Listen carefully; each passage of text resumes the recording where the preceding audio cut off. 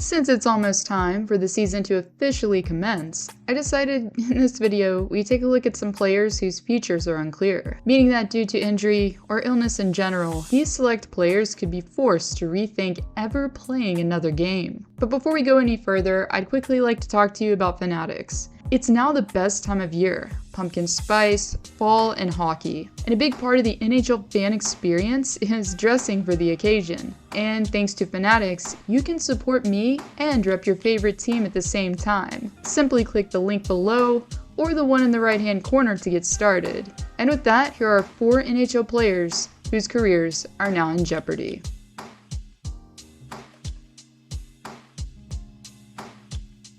When GM Kyle Dubas made the move to acquire Jake Muzzin in 2019, there was a familiarity already, as Muzzin had played with the Sault Ste. Marie Greyhounds of the OHL. And you might be wondering why I'm bringing this up. It just so happens that Muzzin's draft-eligible season had a major setback due to a herniated disc injury. Muzzin was only able to play in 37 games throughout the 2006-2007 campaign, and because of this, he fell significantly in the draft and was taken in the 5th round. Therefore, even before he made his NHL debut, injuries had already hindered Muzzin's success career-wise. Fast forward a bit, after getting drafted by Pittsburgh and not being signed by the team, Muzzin went back to the selection pool in 2009. In summary, Muzzin eventually gets selected by the Kings and later is traded to Toronto years later. And by 2019, the defenseman had managed to remain healthy and to solidify himself as a pretty dependable defenseman. Muzzin was known for playing a punishing brand of hockey that involved a steady two-way game and tons of physicality. Apparently, this was noticed around the league because by the time the 2019 campaign wrapped up, Muzzin had finished in 11th place in Norris voting. While he only received 5 votes, it did at least prove that he was recognized as capable. Up to that point, Muzzin was able to produce 30 or more points on 4 different occasions, with his best being the 2017-18 campaign, in which he notched 42 points. However, in 2018, his hard style of play began to catch up with him, as, in that year, Muzzin suffered 2 injuries. The same sort of pattern followed Muzzin into the 2019-2020 campaign as well, which forced him to play another shortened season. If we look back, the defenseman played in 50 or less games in 3 consecutive seasons due to injury. Obviously, we can't count the 2020-21 season due to it being shortened, but the point is that even before he was stretchered off ice during the play-in rounds, he was struggling to remain healthy. However, beginning in 2022, as if things couldn't get any worse, Muzzin began to suffer from multiple concussions. In fact, he was listed as having 4 separate concussion episodes throughout the 2021-2022 campaign. After finishing the season out on a healthier note, Muzzin was made to exit a game against Arizona after suffering a neck injury in October of last year. Muzzin would remain on LTIR the entire season after undergoing surgery. Reason being, it was revealed that this past February that he had endured a cervical spine injury. And it was announced here recently, shortly before Toronto kicked off its training camp.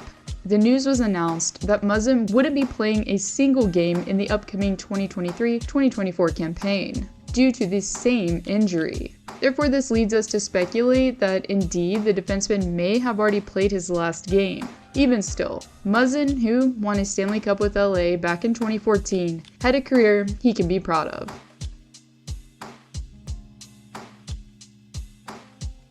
Drafted in 2006, Taze not long after became the 3rd youngest captain in NHL history at the time at 20 years old. A natural-born leader, Captain Sirius ended up wearing the C for Chicago for nearly 16 years. As most of us know, Taze was a key reason as to why the Blackhawks were able to capture the Stanley Cup on 3 different occasions in the 2010s. Taze continued to dominate as one of the best two-way centers in the league, up until the 2018-19 season, in which he recorded 81 points after a full season's play. Unfortunately, it all came crashing down for Taze after he received some life-changing news in 2020 around the time of the COVID-19 outbreak, due to the fact that Taze was suffering from CIRS after contracting COVID. He ended up missing the entirety of the 2020-21 campaign. Even after he was given a clean bill of health for the next season, Taze never seemed the same. as the forward was only able to record 37 points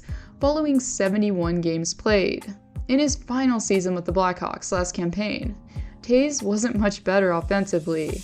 With 31 points notched after 53 games played, Toews ended last season on a somber note, as it was announced that he would not be returning as a Blackhawk this past April. And after riding the offseason out as a UFA for the first time in his career, Toews made the announcement that he would not be playing in the 2023-24 season. I'd like to announce that I am not fully retiring, but I am taking time away from the game again this season. I cannot deny my love for the game of hockey and still feel the passion for competing at my highest level. However, these last few seasons have been very difficult considering my health challenges.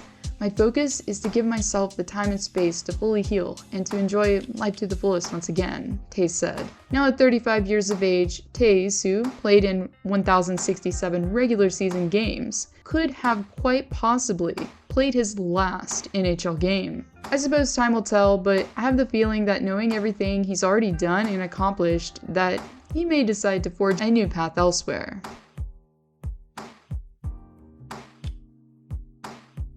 Last season for the Colorado Avalanche was one marred with a plethora of injuries, and Captain Gabriel Landeskog was one of the many who was sidelined. Really for Landeskog, the injury woes began to surface after he was caught in the leg with the skate blade of teammate Cale Makar. In the postseason of 2020, during Game 6 against the Dallas Stars, Landeskog was made to exit the contest in result of the friendly fire. Landeskog had a procedure done to correct the cartilage damage prior to the 2020-21 season, which seemed to work, until it didn't. In the following season, the captain began suffering from knee issues and had surgery before the 2022 playoffs commenced. This allowed him to compete for and ultimately win the Stanley Cup with his team. And just like most hockey players, Landeskog was more than willing to play that postseason at less than 100%. Unfortunately though, it became blatantly obvious during the captain's summer training that his knee needed more attention. When evaluating his options in September of last year,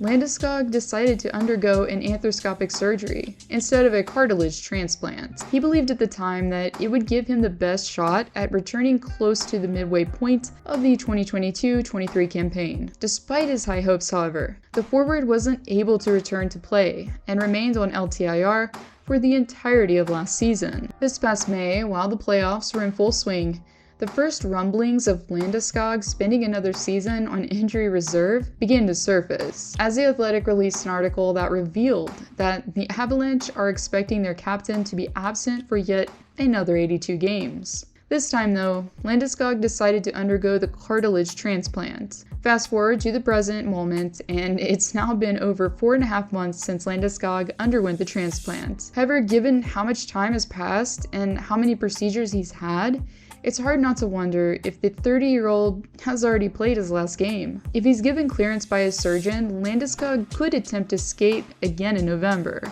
Until then, all we can do is speculate on if he'll be returning at all.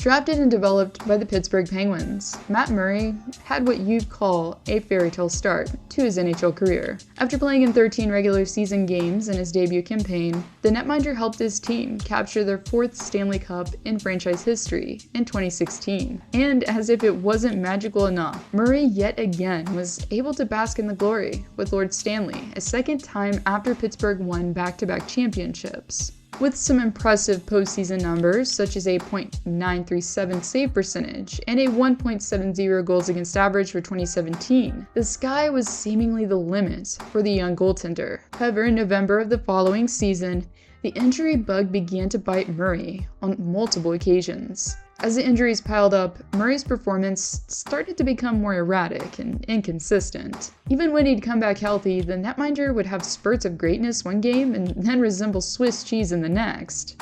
In his last season with Pittsburgh, for instance, Murray finished with a .899 save percentage and a 2.87 goals against average. After a botched attempt at a bounce back with the Ottawa Senators, Matt Murray was traded to Toronto during the offseason of last year. And at the time, many were skeptical as to why Kyle Dubas would take on the Murray contract knowing his injury woes. And as many suspected, Murray wasn't able to stay healthy in Toronto either. By the time October 15th rolled around, Murray was already back onto the IR with an abductor injury. After being healthy for around 2 months for the Leafs, Murray suffered an injury to his ankle and then received a concussion upon his return last April. Now, up to this point, knowing how injury-prone Murray was, it's perfectly logical that one would begin to question his NHL future. However, this statement that GM Brad Treliving gave the media allowed for even more doubt to surface surrounding Murray's fate, as Treliving revealed that Murray would soon be undergoing another surgery, which should have taken place during the last week of September. The surgical procedure will be something that he's been dealing with. He aggravated some stuff over the summer, and what he's been going through was something he was dealing with prior,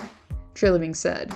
Even though a lot of the details have been kept from the public, it's hard not to figure out that the chances of Murray ever playing at the level he once was as a rookie are slim to none. In conclusion, it will be interesting to see what happens with each of the players we went over. Hopefully, they'll all be able to return and to continue playing the game we all love. However, considering that all of these guys are Stanley Cup champions, they definitely have careers they can be proud of today. If you're interested in supporting me, you can do so by shopping with Fanatics, but also with Liquid IV. Not only is it better at hydrating you than water alone, but it's also packed with more electrolytes than your average sports drink. With products that help with sleep, energy, immune support, and more, Liquid IV is easily a no-brainer to have in hand. Simply use my promo code AlyssaHope in all caps to receive 20% off your order and free shipping. Thank you all for watching, and I'll see you all next time.